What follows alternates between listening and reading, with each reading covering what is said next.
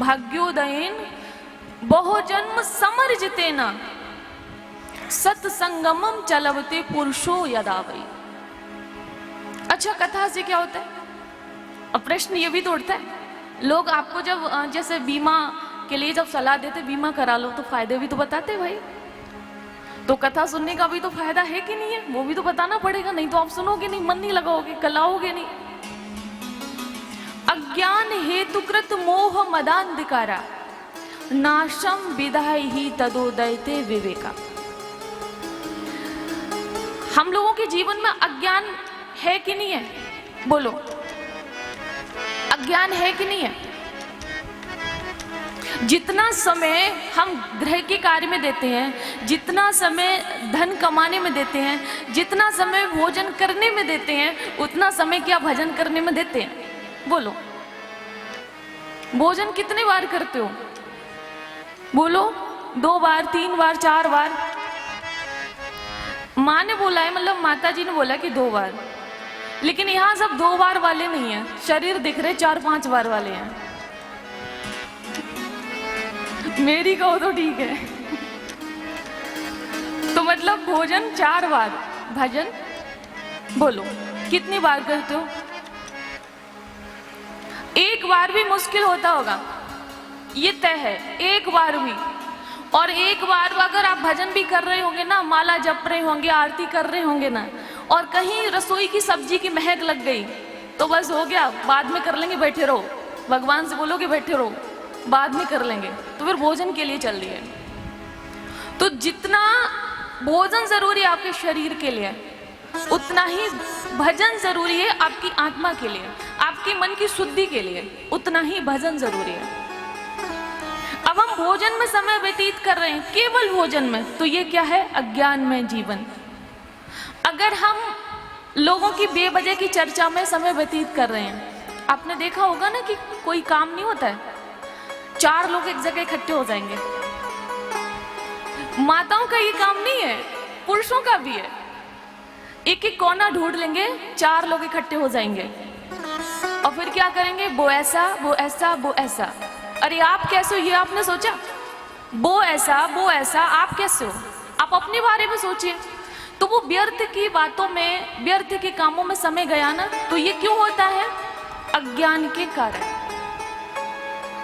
इतना सा भी ज्ञान होगा ना, ज्ञान अर्थात हमारी संस्कृति क्या है, हमारा धर्म क्या है, हमारे शास्त्र क्या कहते हैं, भगवान ने गीता में क्या कहा है,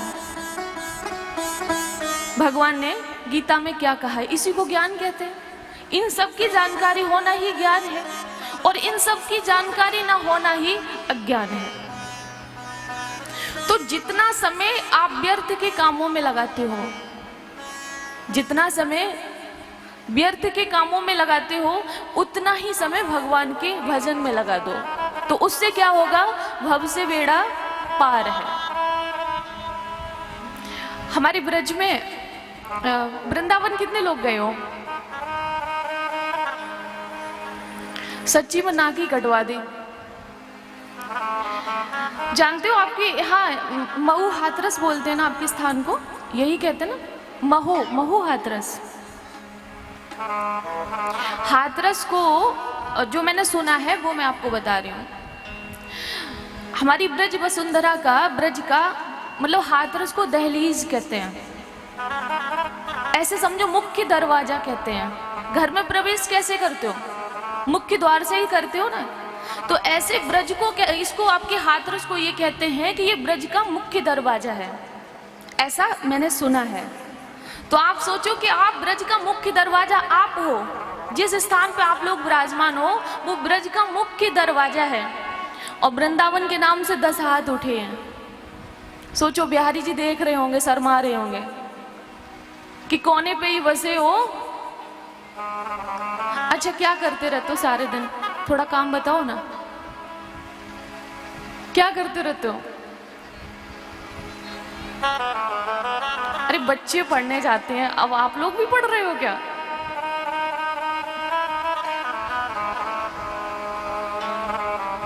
कभी वृंदावन जाया करो, थोड़ा बिहारी जी का दर्शन कर लो।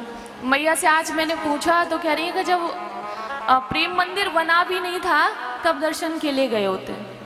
अब बताओ इतनी दूरी भगवान से बना लोगे तो कैसे काम चलेगा।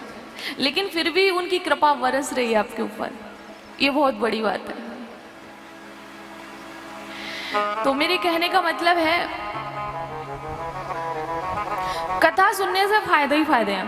मन शुद्ध होता है, भगवान प्रसन्न होते हैं, भगवान की कृपा होती है, हमारा अज्ञान दूर होता है कथा सुनने से।